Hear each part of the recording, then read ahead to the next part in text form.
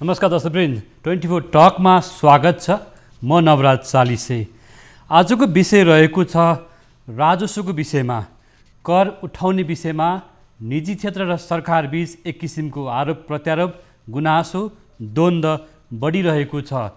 यो विषयमा यतिखेर आन्तरिक राजस्व विभागले जेठ 25 गतेसम्म चैत्र वैशाख महिनाको भ्याट आयकरमा समावेश भएका करदाताहरूलाई करको विवरण पेश गर्न सूचना जारी गरेको छ। यो सूचना जारी गरेपछि सरकार र व्यवसायी बीच एक किसिमको द्वन्द्व नै चर्किएको छ र वास्तवमा लकडाउन र कोरोना भाइरसको कारणले गर्दा थला परेको अर्थतन्त्र, त्यसगरी निजी क्षेत्र, उद्योग व्यापार, श्रमिक मजदुरको अवस्था छ। यति बेला कर तिर्न नसक्ने अवस्था छ भन्दै उद्योगी व्यवसायी र करदाताहरूले अहिलेको अवस्थामा सरकारलाई कर बुझाउन सकिने अवस्था छैन भनेको अवस्था छ एकातिर भने, अर्कोतिर आन्तरिक राजस्व विभागले होइन, हामीहरूले यतिखेर करदाताहरूलाई आफ्नो विवरण पेश गर्नुहोस् भनेका हौँ, आयकरको आधारमा, नाफाको आधारमा उहाँहरूलाई कर चाहिँ बुझाउनुहोस् भनेका हौँ भन्ने कुरा चाहिँ आज आन्तरिक राजस्व विभागका पदाधिकारीहरू, त्यहाँका अधिकृतहरूले बताइरहेको अवस्था छ।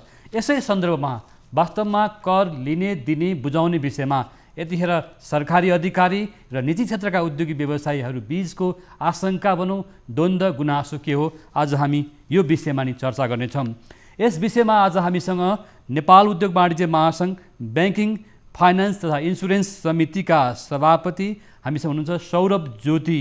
उहाँ योभन्दा अगाडि पनि राजस्व समितिको सभापति भएर पनि काम गरिसक्नुभएका छ।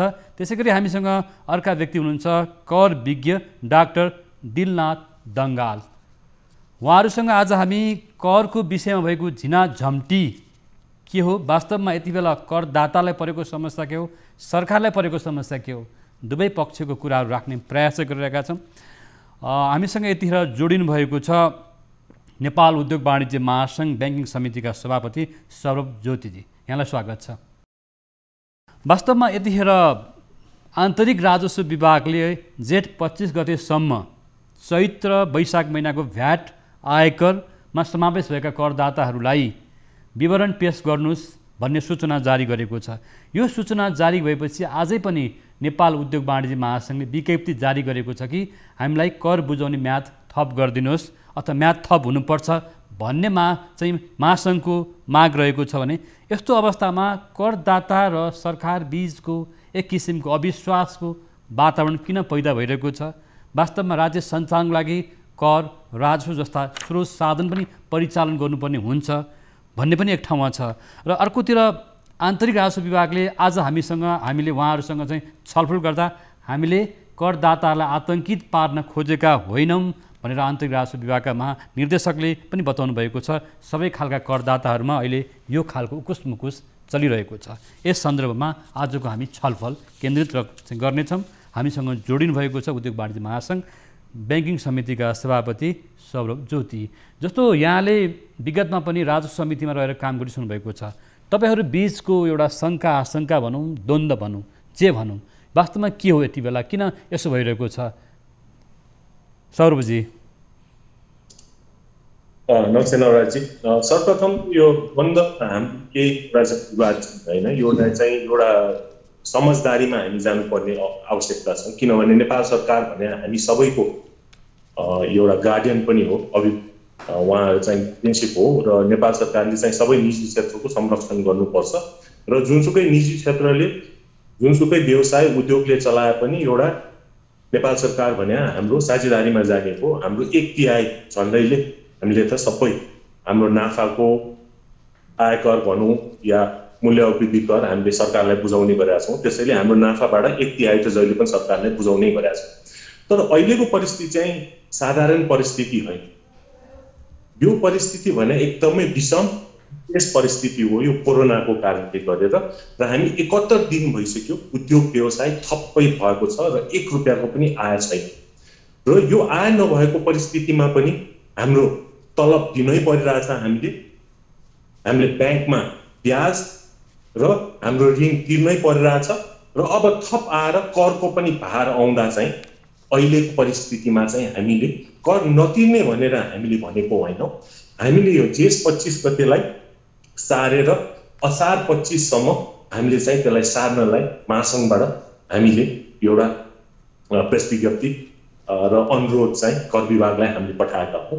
किनभने अहिलेको परिस्थितिमा जब हामीले चाहिँ सबै उद्योग व्यवसाय थप्पै भएको परिस्थितिमा आए नभएको बेलामा हामीले कहाँबाट तिर्नु पर्यो? किनभने अब तलबको विषयमा पनि नेपाल सरकारलाई, नेपाल उद्योग वाणिज्य सङ्घले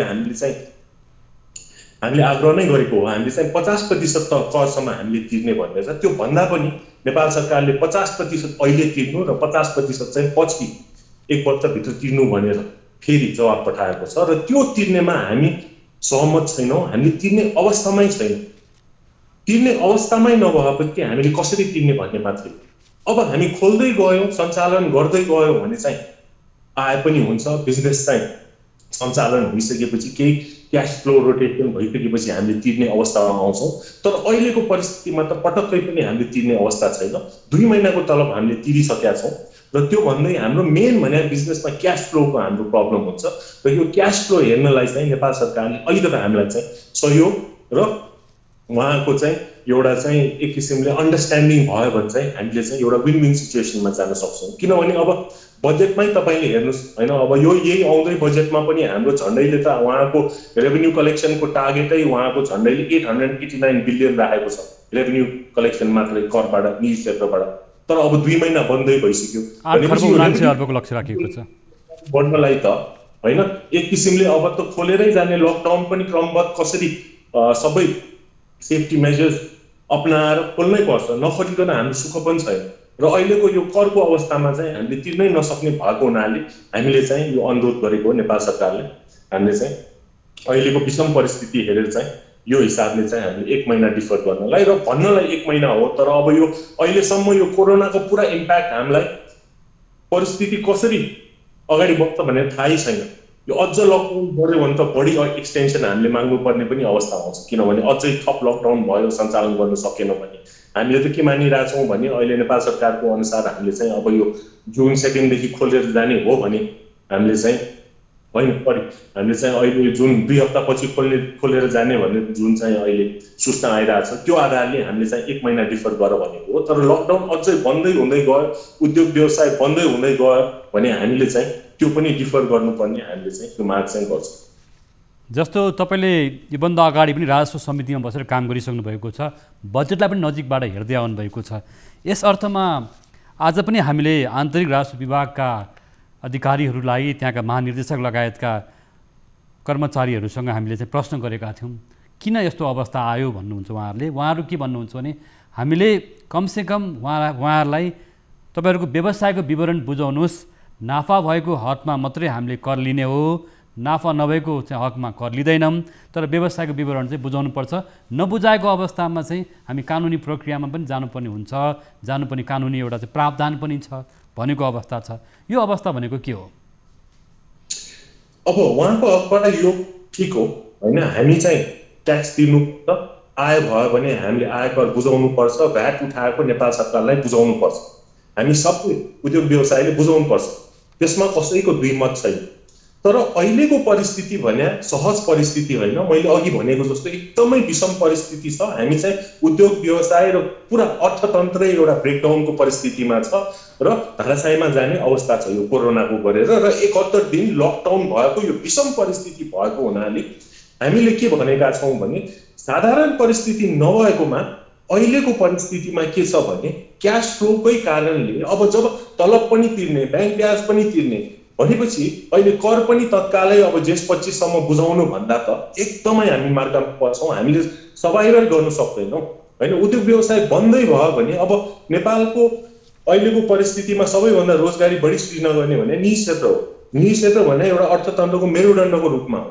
अब बजेटले पनि जब हाइलाइट गरिरहेछ कि हामीले चाहिँ रोजगारी सृजना गर्नुपर्छ, रोजगारी सृजना गर्दा फेरि 2 प्रकारको रोजगारी छ, जुन अहिले हामी रोजगार दिइ नै रहेछौँ र दोस्रो त जुन अब विदेशबाट हाम्रो युवाहरू फर्किन्छ, त्यहाँ आफ्नो रोजगारी गुमाएर फर्किन्छ, त्यहाँ चाहिँ हाम्रो झन्डैले अलमोस्ट होइन 1.5 लाख जति त फर्किसकेका छन्, 4-5 लाख अझ फर्किने सम्भावना छ।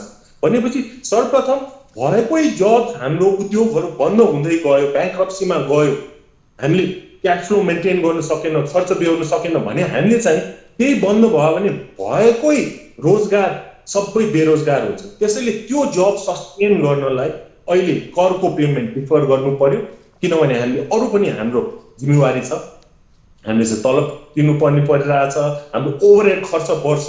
अब यो कोभिडको पश्चात हामी बिजनेस फर्किने भनेर हाम्रो सबै सुरक्षा मेजर्सहरू, सेफ्टी मेजर्स अपनाएर हामी अगाडि बढिरहेछौँ। त्यसमा हाम्रो कस्ट इजिली 20 to 25% बढ्छ। तपाईँले फ्याक्ट्रीमा कामदारहरू फर्केर काममा फर्किनलाई उहाँलाई सुरक्षित कार्यस्थल सुरक्षित छ, हामीले सबै सुरक्षा मेजर्सहरू अपनाएछौँ भनेर विश्वास दिलाउनु पर्यो, अनि पो फर्किन्छ। त्यो बढाउनलाई हाम्रो 20 to 25% हाम्रो खर्च कसरी बढ्छ भने त्यहाँ हामीले डिसइन्फेक्ट गर्नु पर्यो, सेनिटाइज गर्नु पर्यो, विभिन्न एसओपी जुन नयाँ नर्मलको कुरा गरिरहेछौँ हामीले चाहिँ सोसियल डिस्टेन्सिङ गरिकन कसरी अगाडि बढ्ने, त्यो खर्च सबै बढ्ने भएको हुनाले त्यहाँ पनि त थप खर्च हुन्छ। नत्र भए हामी बिजनेसमा फर्किन हामीलाई गाह्रो हुन्छ। यो सबै सुरक्षा हामीले अपनाएनौँ भने कार्यस्थलमा कामदार पनि फर्किँदैन र त्यो विश्वास दिलाएको खण्डमा हामीले त्यो खर्च गर्नुपर्ने अवस्था छ, किनभने त्यो सेफ इन्भाइरोमेन्ट, डिसइन्फेक्टेड, सेनिटाइज, हामीले चाहिँ सबै सोसियल डिस्टेन्सिङ मेन्टेन गरेर पुरा वर्कफोर्स पनि नहोला, 50% क्यापेसिटीमा चलाउनु पर्छ, किनभने सीमित सङ्ख्यामा हामी बोलाउन सक्छौँ एउटा शिफ्ट गरेर। त्यसैले यो सबै परिस्थितिलाई मध्यनजर गर्दै हामीले चाहिँ करको अहिलेको विषयमा चाहिँ हामीले डिफर गर्नुपर्छ। र दोस्रो कुरा, ठिक छ केही गरेर नेपाल सरकारको पनि आफ्नो समस्या होला, खर्चहरू होला, केही गरेर कुनै कम्पनी कुनै उद्योग व्यवसायको एउटा छ लिक्विडिटी छ, क्यास छ अहिलेको परिस्थितिमा, जुन चाहिँ हाइली अनलाइकली हो, तर उहाँले तिर्नु सके तापनि केही एउटा इन्सेन्टिभ त दिनु पर्यो। जेठ 25मै तिरे तापनि ल तपाईँलाई यति इन्सेन्टिभ हुन्छ, तपाईँले तिर्दिनु भयो भने, असार मसान्तमा तिर्यो भने तपाईँलाई त्यो जरिमाना नलाग्ने, र जेठभित्रै तिर्यो भने केही एउटा इन्सेन्टिभ त निकाल्न सकिन्थ्यो। त्यो भयो भने चाहिँ एउटा अझै एउटा राम्रो वातावरण हुन्थ्यो, परिस्थिति हुन्थ्यो, र उद्योग व्यवसायहरूले तिर्न त्यो इन्सेन्टिभको हिसाबले के आधारले हामीले तिर्नु क्षमता भएको तिर्नु पनि सके। जस्तो यहाँले यति धेरै कुराहरू समस्याहरू बताइरहँदाखेरि उद्योगको क्षेत्रमा धेरै समस्या छ, कामदार अथवा श्रमिक मजदुरहरू अथवा भनौँ न त्यहाँ चाहिँ पेसाकर्मीहरू फर्कन सक्ने अवस्था पनि छैन, गाह्रो छ, र त्यसको चाहिँ कार्यस्थल अथवा भनौँ न त्यसलाई चाहिँ सुरक्षित राख्नुपर्ने छ पनि भनिसक्नु भएको छ। ब्याङ्क वित्तीय क्षेत्रको समस्या पनि बताइसक्नु भएको छ। त्यसो भएदेखि आजकै मिडियामा हामीले चाहिँ आएको न्युजहरूलाई हेर्ने हो भने पनि अब सरकारी पक्षको भनाइ चाहिँ के छ भन्दाखेरि 25 गतेसम्म हामीले समय दिएका छौँ, त्यसभित्र उहाँहरू उद्योगी व्यवसायी करदाताहरू आउनुपर्छ भन्ने भनाइ छ। यहाँहरू भन्दै हुनुहुन्छ होइन हामी सक्ने अवस्थै छैन, उद्योग व्यापार चलाउन नसक्ने अवस्था छ भनिरहेको अवस्थामा यसको निकास के त? यहाँहरूले गएर अर्थमन्त्रीलाई अथवा उद्योग मन्त्रीलाई यो विषयमा चाहिँ गएर ज्ञापन पत्र अथवा भनौँ यो अहिलेको समस्याको बारेमा अवगत गराउनु भएको छ कि छैन? यस्तो समस्या किन आयो त? एउटा त के हो भने अलिकता कम्युनिकेसन ग्याप पनि रहेको छ निजी क्षेत्र नेपाल सरकारको। बजेट पश्चात तपाईँ व्यस्त भयो र बजेट पश्चात आकाशमा यो नोटिस चाहिँ आयो जुन चाहिँ हामीले एक्सपेक्ट गरेको थिएन, र यो जानकारी हामीलाई अहिले मात्रै आएको। यो जानकारी आउन साथै हामीले तुरुन्तै एउटा जवाब, एउटा प्रेस विज्ञप्ति पनि निकालेका छौँ महासङ्घले, जसले गरेर चाहिँ 1 महिना मिनिमम हामीलाई डिफर्मेन्ट चाहिन्छ भनेर। त्यसैले यो कम्युनिकेसनको पनि ग्याप हो, र एक किसिमले ग्राउन्ड रियालिटी पनि हामीले बुझ्नु पर्यो। अहिले जति डरलाग्दो परिस्थिति छ होइन, अर्थतन्त्रै ध्वस्त हुने अहिलेको 71 दिनमा चाहिँ केही आर्थिक गति अगाडि नबढेको कारणले चाहिँ हाम्रो निजी क्षेत्रको मनोबल एकदमै कम छ, र हामी चाहिँ आछु भइरहेछ कसरी अगाडि बढ्ने। र अगाडि बढे तापनि कतिवटा बिजनेस त अहिले मेरो विचारमा अहिले ब्याङ्क्रप्सीतिरै जान्छ, बन्दै हुनेतिर लाग्छ अहिलेको परिस्थितिले गर्दा। किनभने अहिलेको परिस्थितिमा नेपाल सरकारले यो कर तिर्नु त 1 महिना डिफर त गर्नै पर्छ हाम्रो माग। त्यो मात्रै होइन, अरू रिलिफ प्याकेजेसहरू, स्टिमुलस प्याकेजेसहरू दिने अवस्थामा अहिले तुरुन्तै कर तिर्नु भन्न हामीलाई उचित लाग्दैन, र तिर्नै भन्दा पनि हाम्रो तिर्नै अवस्था नभएपछि कसरी तिर्ने भनेर कुरा आयो होइन। तिर्ने अवस्था छ भने त हामी जहिले पनि तिरि नै राख्छौँ। त्यसैले यो जरिमाना होइन, जरिमानाको सट्टा हामीले नतिरेको खण्डमा जरिमाना नगरिकन तिरेको खण्डमा जसको अलिकता लिक्विडिटी छ, बढी क्यास फ्लो भइरहेछ होला, कुनै क्षेत्रमा अलिकता क्यास फ्लो पनि आइरहेछ, कुनै क्षेत्र अहिले राम्रो पनि गरिरहेको होला, मेडिकल सप्लाइजको कुराहरू, खाद्यको कुराहरू, तिर्नु सक्नेहरूलाई इन्सेन्टिभाइज गर्ने, नतिर्नेहरूलाई चाहिँ समय दिने, त्योतिर लाग्नुपर्छ। किनभने यो अर्थतन्त्रै जोगाउने हामीतिर लाग्नुपर्छ। अहिले कसैलाई द्वन्द गर्ने या कसैलाई होइन जरिमाना लगाउने समय होइन, हामी सबै मिलेर निजी क्षेत्र, नेपाल सरकार मिलेर एउटा चाहिँ पोजिटिभ इन्भेस्टमेन्ट क्लाइमेट, अर्थतन्त्र जोगाउनेतिर हाम्रो चाहिँ विशेष ध्यान दिनुपर्छ। र अहिले त खास गरी रिलिफ प्याकेजमा हामीले कसरी अगाडि बढ्ने भनेर यो बजेट मार्फत जुन चाहिँ अनाउन्स पनि भएको छ, हामीले माग गरेको 5% जीडीपीको एउटा चाहिँ कोरोना रिलिफ प्याकेज भनेर मागियो, तर 4% आयो, त्यो स्वागत योग्य हो। तर त्यसमा पनि रिफाइनेन्सिङकै त्यसमा पनि गाभिएको छ, अरू विभिन्न क्षेत्रको गाभिएको छ, र त्यो एकदम घुमाउरो किसिमले आएको हुनाले त्यो एक्ज्याक्टली रिलिफ कसरी हुने हो, रिफाइनेन्सिङ कसरी हुने हो, त्योतिर विशेष ध्यान दिइकन कार्ययोजना अगाडि बढाइकन इकोनोमिक रिभाइभल, उद्योग व्यवसायको रिभाइभलतिर लाग्नुपर्ने बेलामा फेरि यो करको आउँदा चाहिँ हामी एकदमै निरुत्साहित भएका छौँ र तिर्नै नसक्ने अवस्था भएको हुनाले हामीले अब नेपाल सरकार भने हामी सबैको अभिभावक हो हैन, भनेपछि हामीले अनुरोध हामीले अवश्य पनि महासंघलाई चाहिँ विश्वास छ कि यो नेपाल सरकारले यो कुरा बुझ्नेछ र हामीलाई चाहिँ 1 महिनापछि मात्रै बुझाउने एउटा चाहिँ नयाँ सूचना जारी गरिकन हामीलाई यो समय दिनेछ।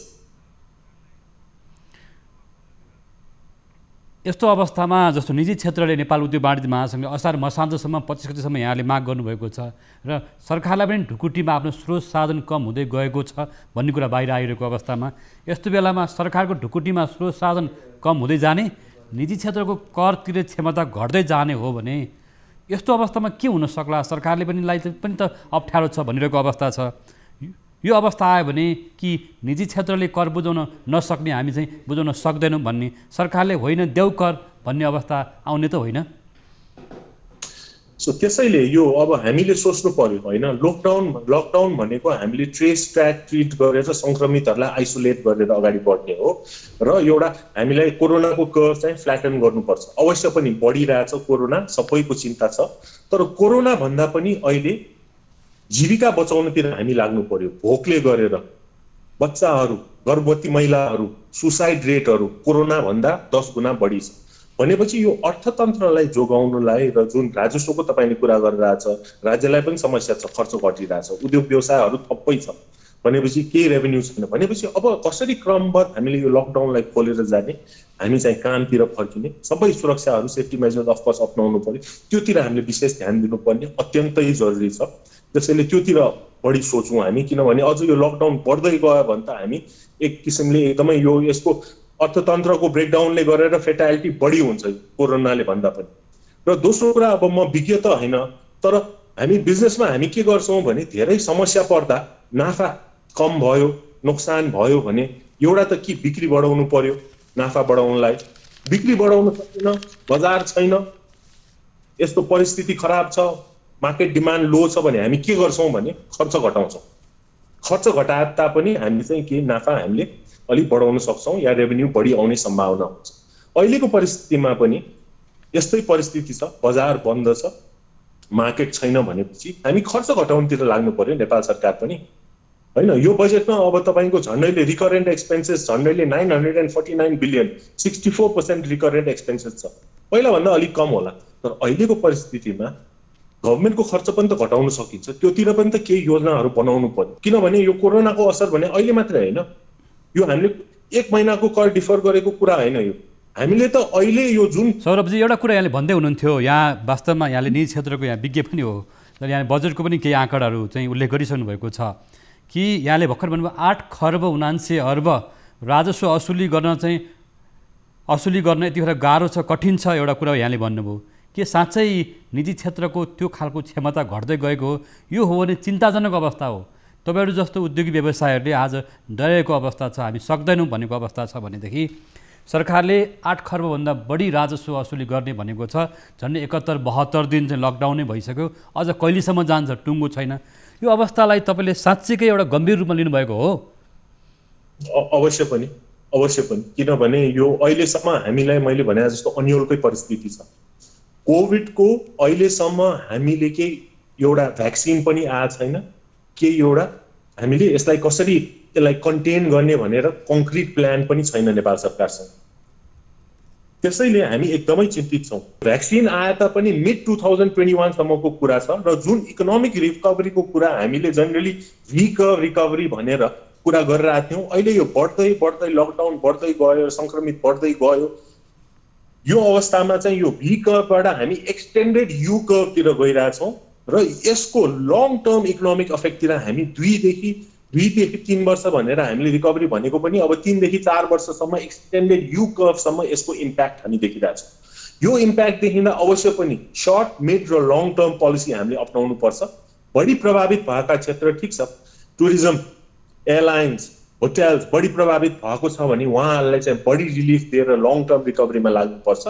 म्यानुफ्याक्चरिङ, कन्स्ट्रक्सन पनि मिड टर्मबाट एउटा चाहिँ मिडियम इम्प्याक्टबाट हाई इम्प्याक्टमा गइसकेको छ, त्यसमा असर परेको छ। जस्तो आजै पनि उद्योगी व्यवसायी र सरकार बीच चाहिँ अब लकडाउनको मोडालिटी अब चाहिँ कुन रूपमा अगाडि जाने, अब यसरी लकडाउनलाई चाहिँ अलिकति खुकुलो बनाएर जाने, बिस्तारै कम गरेर जाने भन्ने विषयमा पनि छलफल भएको छ भने बुझिएको छ। साँच्चै अब चाहिँ मोडालिटी चाहिँ परिवर्तन भयो भने कि तपाईँहरू उद्योग धन्दा सञ्चालन गर्न सक्ने अवस्थामा हुनुहुन्छ या हुनुहुन्छ भने अब कुन रूपमा अगाडि बढ्नुहुन्छ? यो अर्थतन्त्रलाई जोगाउने हामी सबैको जिम्मेवारी हो। हामी आफ्नो आफ्नो काममा फर्किन्छौँ, कार्यस्थलमा फर्किन्छौँ, तर त्यसको लागि हामीले सबै सुरक्षा अपनाएर जानुपर्छ। र त्यो भन्दै पनि म के भन्छु भने जानु साथै तुरुन्तै जुन हामीले रिकभरी देखिरहेछौँ त्यो रिकभरी हुँदैन। अब यो एक्सटेन्डेड हामी रिसेसनतिर जाने पनि तथ्याङ्कहरू आइरहेछन्। यति बेला सरकारले राजस्व उठाउन सकेन, अर्थतन्त्र सङ्कुचित हुँदै गयो होइन, जस्तो यहाँहरू जस्तो करदाताहरू पन्छिँदै जाने अवस्था आयो भने सरकार सञ्चालन गर्न पनि त गाह्रै होला, किन वैदेशिक सहायता अनुदानहरू नआएको अवस्था छ। यतिखेर कोभिड-19 कारण गर्दा यो स्थितिलाई हामी आकलन गर्दा गाह्रो होला नि त। हामी पन्छिँदैनौँ, अवश्य पनि पन्छिँदैनौँ र नेपाल उद्योग वाणिज्य सङ्घले जहिले पनि भन्छ कि हामी सबैले एउटा चाहिँ फर्मल सेक्टर अझै बढाउनु पर्छ, कर हामीले तिर्नै पर्छ र नेपाल सरकारले कर तिर्नुपर्छ भने अवश्य हामीले तिर्नै पर्छ। त्यसबाट यो हाम्रो जिम्मेवारी नै हो, त्यसबाट हामी हट्दैनौँ। तर अहिलेको परिस्थितिमा कर तिर्ने क्षमता पनि हुनु पर्यो। ठिक छ, 25 जेठसम्म नेपाल सरकारले भने तिर्नै पर्छ भने हामीले तिर्नै पर्छ। एउटा कुरा छ नि, जस्तो लुकेको सम्पत्तिहरू जस्तो इन्फर्मल सेक्टरको जस्तो भनौँ न अर्थतन्त्र जुन जेठ 25 तिरिसकेपछि यो त अस्ति जेठ 25 सम्म अलिकता प्री कोरोनाको पिरियड भएको हुनाले अलिकता राजस्व हामीले तिर्ने आन्तरिक आयकर र भ्याट हामीले तिरौँला।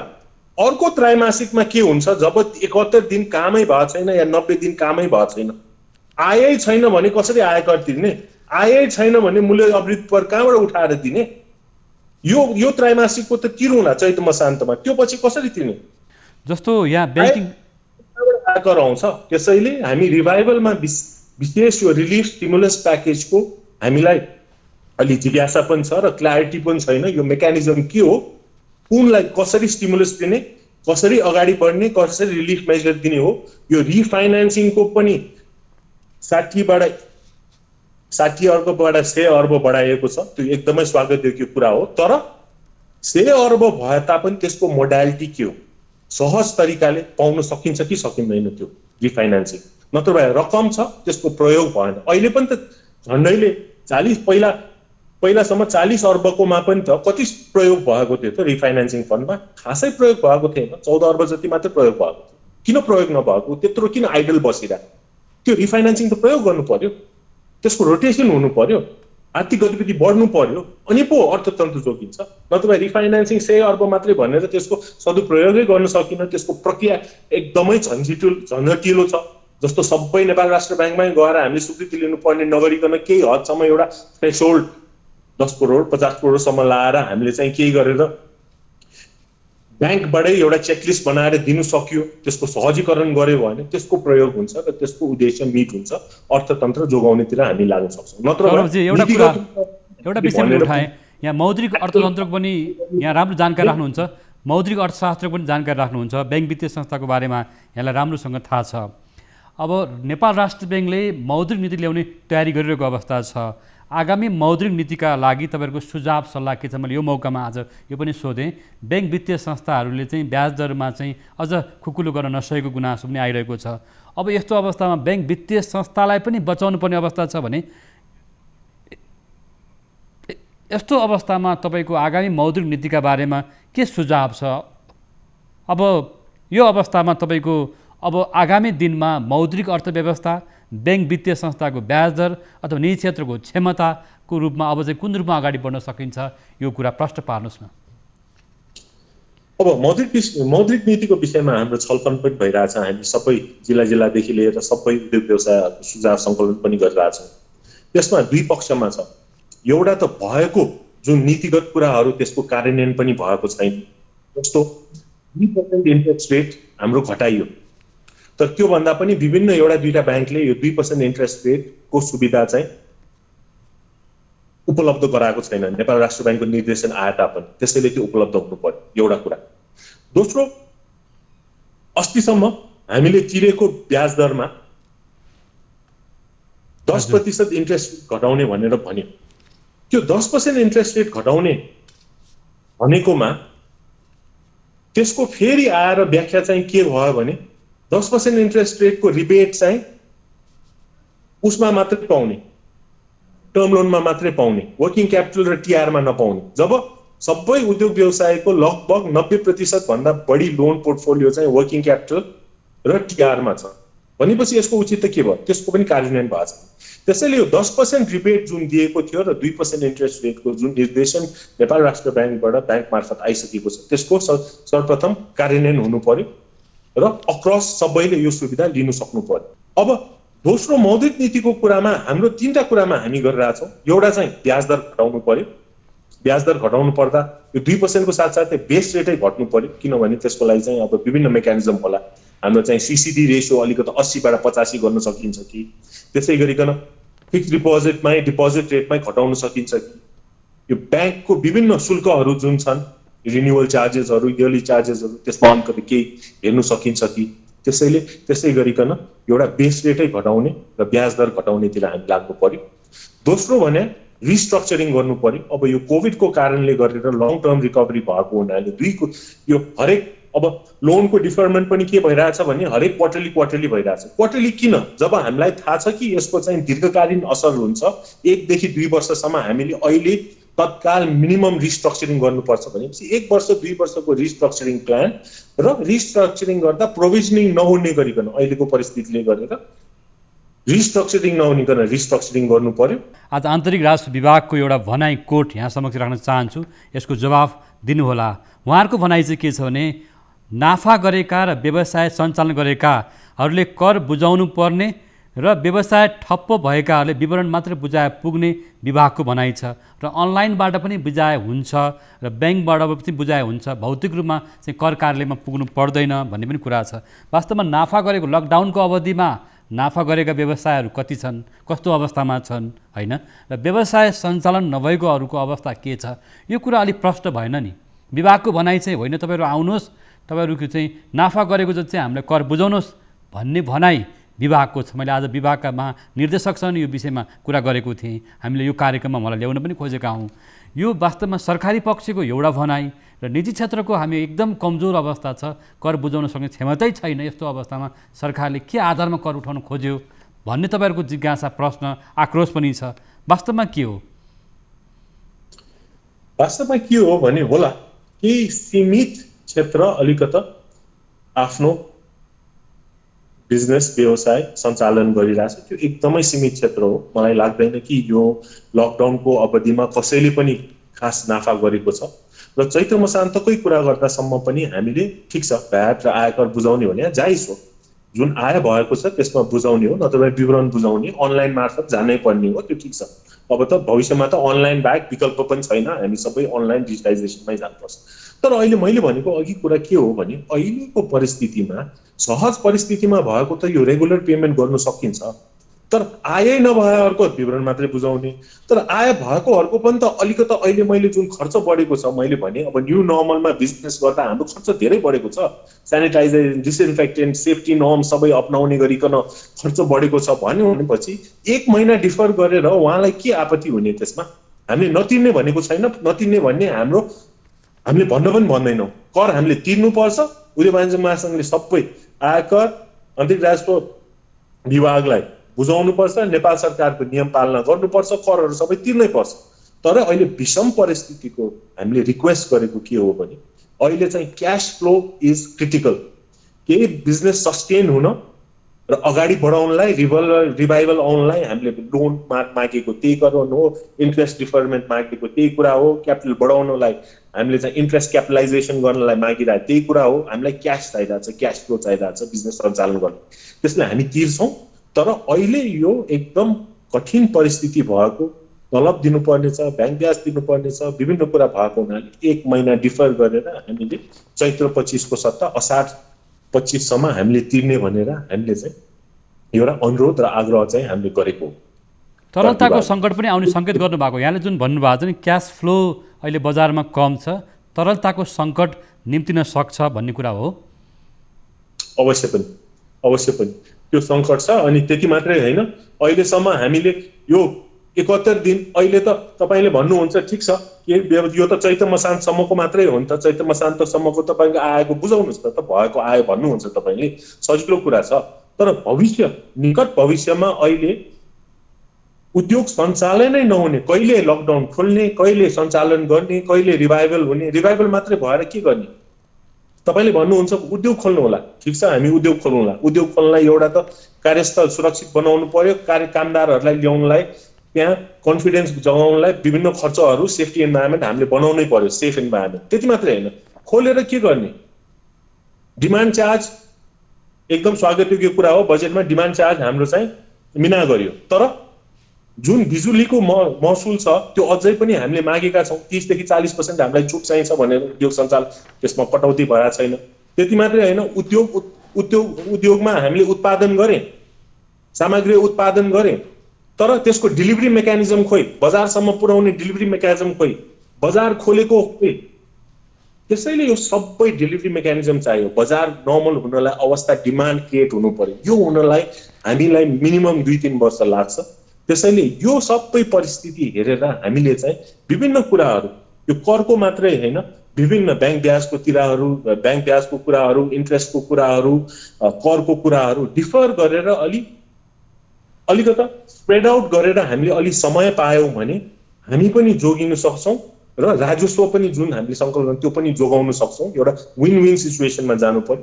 कसैलाई घाँटी थिचेर मार्यो भने त्यो मरिसकेको मान्छेले के गर्दिला होइन। त्यसैले त्यो हिसाबले एउटा चाहिँ विन विनमा जानु पर्यो। उद्योग व्यवसाय नै रहेन भने आय कहाँबाट आउँछ, आय हुँदैन, आय भन्यो भने आयकर कहाँबाट आउँछ, मूल्य अवधि कर कहाँबाट, कारोबारै भएन भने मूल्य अवधि कर कहाँबाट आउँछ। त्यसैले यो लङ दीर्घकालीन रूप सोचेर हामी जानु पर्यो। सर्ट टर्म बेनिफिट नहेरिकन हामी लङ टर्मतिर जानु पर्यो, किनभने यो रिकभरी सबै अब हामी एक्सटेन्डेड यू कर्भ जुन चाहिँ रिकभरीमा गइरहेछौँ, जुन चाहिँ हामी अब रिसेसन जाने पनि डर भन्ने छ, त्यसैले त्योतिर गएर हामीले चाहिँ यो नेपाल सरकार, कर विभाग, राजस्व विभाग सबैले हामीले चाहिँ सहकार्य र सहज गरिकन हामीले चाहिँ सहयोग गर्ने चाहिँ वातावरण बनाउनु पर्यो भन्ने हाम्रो भनाइ। सौरभजी, यहाँले धेरै गम्भीर र उद्योगी व्यवसायलाई घाँटी निमोठेर कर लिने अवस्था भयो भने त्यो झन् गम्भीर अवस्था आउन सक्छ भन्ने केही सङ्केत पनि गर्नुभयो र हामीले केही चाहिँ तथ्याङ्कहरू पनि हेऱ्यौँ। चालु आर्थिक वर्षको पुस मसान्तसम्म 34,600 करदाताहरूले आयकर बुझाएको विवरण प्राप्त भएको छ। यो अवस्थामा तपाईहरू अलि बढी आतङ्कित हुनुभएको, अझ बढी तपाईँहरू चाहिँ त्रसित हुनुभएको भन्ने पनि एउटा चाहिँ देखिएको छ। अवस्था र क्षमता भएकाहरूले त बुझाए हुन्छ नि भन्ने सरकारको भनाइ पनि छ यो अवस्थामा। र अन्तिममा के भन्नुहुन्छ? अन्तिममा म त्यही भन्नु चाहन्छु, एउटा चाहिँ हामी नेपाल सरकार हाम्रो अभिभावक हो। यो चाहिँ अहिले तत्कालै यो 1 महिनाको 1 त्रैमासिकको कर गर्न हामीले चाहिँ एउटा लङ टर्म रिकभरी प्लानमा जानुपर्छ र लङ टर्म रिकभरीमा प्लान जायो भने हामीले जुन चाहिँ रेभेन्यू टार्गेट राखेका छौँ त्योतिर पनि हामीले तिर्ने हाम्रो टार्गेट मिट हुन पनि सम्भावना हुनसक्छ। तर होइन, सबै अहिले चाहिने, एक पक्षलाई मात्रै कर चाहिने, अरूलाई दबाएर जसरी भए पनि अगाडि बढ्नुपर्ने भयो भने यो त्रैमासिककोलाई टार्गेट मिट होला। तर जुन बाँकीको वर्षौँ यो 3वटा क्वार्टरमा चाहिँ मिट भएन भने के हुने हो सम्भावना। त्यसैले त्यो हेरेर चाहिँ हामी सबै विन विन सिचुएसनमा जानुपर्छ। खाद्यान्न लगायत औषधि लगायत केही क्षेत्रले नाफा गरेको पनि छ होला सौरभजी, के छ स्थिति? तपाईँले कस्तो गरेको छ भन्नुहुन्छ? तपाईँले जब कृषि क्षेत्रमा नाफा छ भन्छ, कृषि क्षेत्र भने एउटा चाहिँ लो इम्प्याक्ट भएको अहिले तथ्याङ्क हेऱ्यो भने मिड इम्प्याक्ट भइसक्यो। जब कृषकहरूले एउटा त कृषकहरू बिस्तारै के भइरहेछ भने त्यहाँ उत्पादन भएको डेलिभरी सिस्टमै बजारसम्म छैन भने उहाँले आधा भाउमा बेच्नु परिरहेछ आफ्नो उत्पादन खाद्यहरू र बजारमा दोब्बर छ। टेलिकममा फाइदा छ भन्छ, टेलिकममा कसरी फाइदा हुन्छ?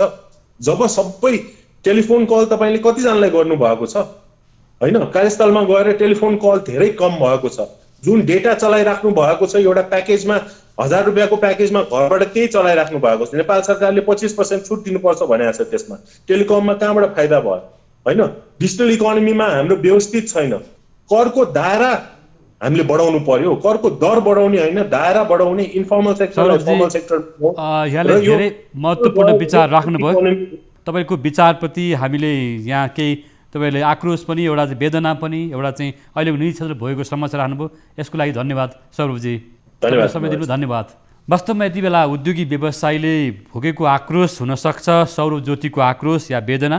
उहाँले नेपाल उद्योग वाणिज्य महासङ्घ ब्याङ्किङ समितिका सभापतिका रूपमा र पूर्व राज्य समितिका सभापति रूपमा काम गरेको आधारमा हामीसँग आज 24 टकमा उद्योगी व्यवसायीको आक्रोश राख्यौँ। सरकारी पक्षको भनाइको अनुसार चाहिँ उद्योगीहरूले कर बुझाउनुपर्छ भन्ने छ, तर त्यसको लागि एउटा वातावरण हुनु पर्यो।